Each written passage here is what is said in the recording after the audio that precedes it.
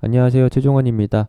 유가 폭락 사태로 인해서 금융위기까지 논해지던 금융주가 오늘 시장을 견인했습니다. 시작 전에 하단에 있는 구독과 따봉 버튼 눌러주시고 핵심 요인은 무엇인지 본론에서 확인하시기 바랍니다.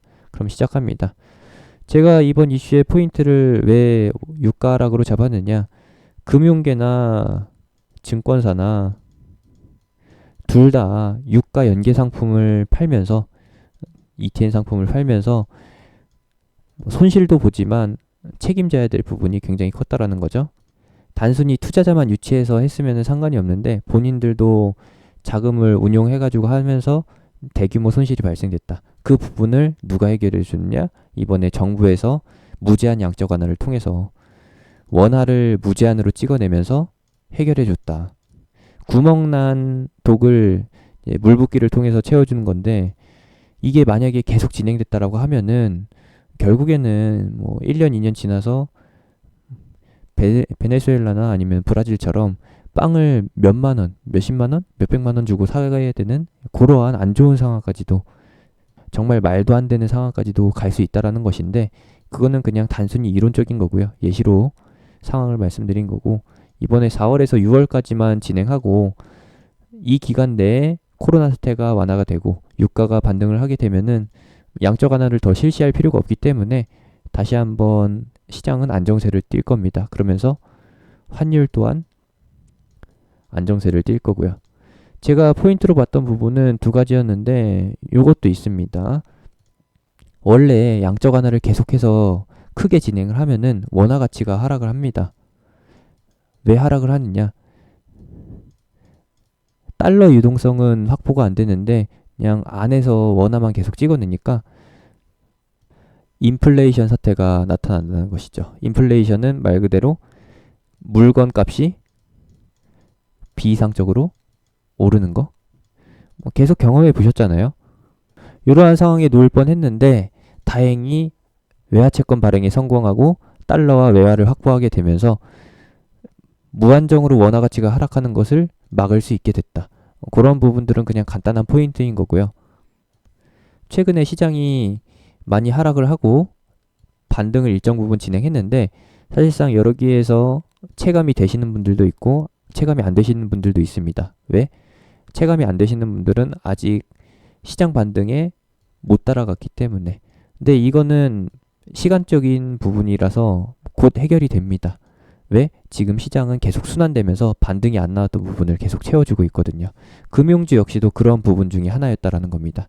시장 하락의 원인이 사실상 금융주였는데 금융주에 대한 원인이 조금씩 해소가 되면서 악재가 해소가 되는 단계에 들어서면서 반등을 하게 된 것이다.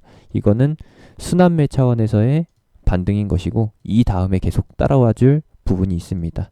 금융주 같은 경우에는 다른 말로 경기 방어주라고 해요. 경기 방어주의 속성은 예시로 들어드릴 수가 있죠. 확실하게요. 경기 방어주라고 하면은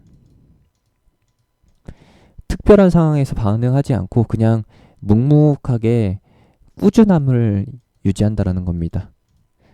대신에 특별한 상황에서 급격한 반응을 보이는 뭐 테마주나 아니면은 수혜주 아니면은 반사이익 업종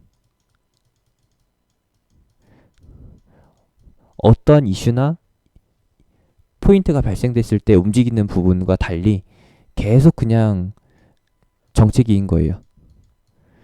어닝 서프라이즈라고 하면은 뭐 전분기 대비나 전년도 대비해서 더 실적이 늘어난다거나 아니면은 앞으로 더 좋아질 것이라는 전망이 나오면서 업황이 바뀌면서 포인트가 발생되어야 되는데 경기 방어주는 그런 게 없고 그냥 계속 꾸준하게 간다라는 거죠. 변함이 없이. 안 좋게 표현하면은 밋밋하다, 재미없다, 지루하다 라는 식으로 표현을 합니다.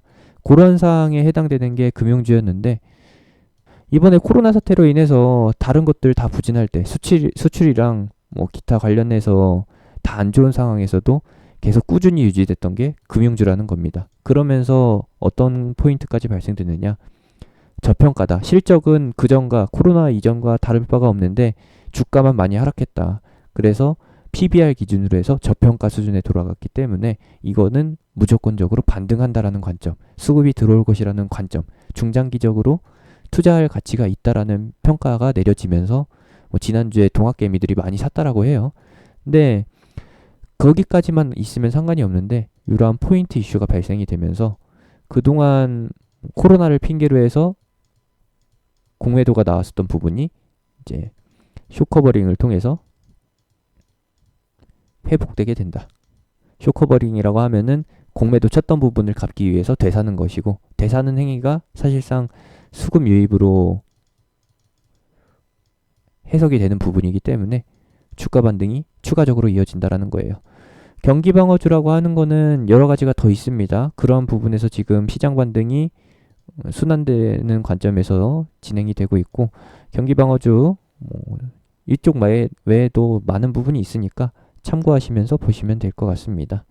다른 경기 방어주와 다른 것은 이제 환율 안정화에 따른 효과가 있다라는 것이고, 환율 안정화가 진행이 된다라고 하면은 수입 원자재와 관련이 있는 원자재를 수입하는 업종에도 분명히 호재 상황으로 놓이는 거기 때문에 이런 것들도 포함이 된다. 대신에 원화 가치가 일정 부분 회복되면서 상대적으로 달러 가치가 하락한다라고 하면은 수출주에는 사실 해석에 따라 안 좋아질 수 있어요. 수출 실적을 그냥 계속해서 달러로만 표기를 하면은 뭐 변함이 없는데, 이 달러를 원화로 환산하면은 환율 변동에 따라서 이게 좀 조삼모사가 되거든요. 그런 부분도 그냥 참고사항으로만 알아주시면 되겠습니다. 지금처럼 환율 안정화, 환율 하락 쪽으로 포인트가 잡히게 되면은 원자재를 수입하는 업종에 대해서 일부분 비용 감소에 따른 실적 개선 효과, 요런 한 줄도 나오게 되는데 그런 부분까지도 그냥 참고사항으로만 알아주시면 되겠습니다. 이와 관련해서 움직인 게 오늘 하나금융지주, 신한지주, 제주은행, 은행권이랑 지주사 쪽, 금융권 지주사 쪽이 많이 움직였고, 소형주라고 하면은 이제 메이슨캐피탈, 그리고 우리금융, 우리종금, 이런 소형주도 움직였는데, 방금 보여드린 메이슨캐피탈이나 우리종금 같은 경우에는 단순히 금융주가 전체적으로 움직인다는 관점에서 테마성으로 업종 수혜에 따라가는 개념이고, 실질적으로는 연관성이 있는지 없는지는 정확하게 선을 그어서 구분할 수가 없다라는 거 말씀드리면서 마무리 짓겠습니다. 시장 반등은 계속됩니다. 외국인이 이제 연속적인 매수세를 보여준다라고 하면은 2000포인트도 그냥 지켜볼 만한 그런 구간이 아니라 현실이 된다라는 거. 그러면서 경기 방어주가 일정 부분 순환이 끝나고 난 후 횡보 조정, 박스권이 이어지다가 다시 한번 체감이 좋아지는 순환 장세, 개별주 장세, 테마주 장세가 온다라는 것까지 말씀드리면서 마무리 짓겠습니다. 제가 운영한 톡반응은 하단에 있는 링크, 댓글에 있는 링크, 영상 끝나고 나오는 아이콘 클릭해서 타고 들어오시면 됩니다.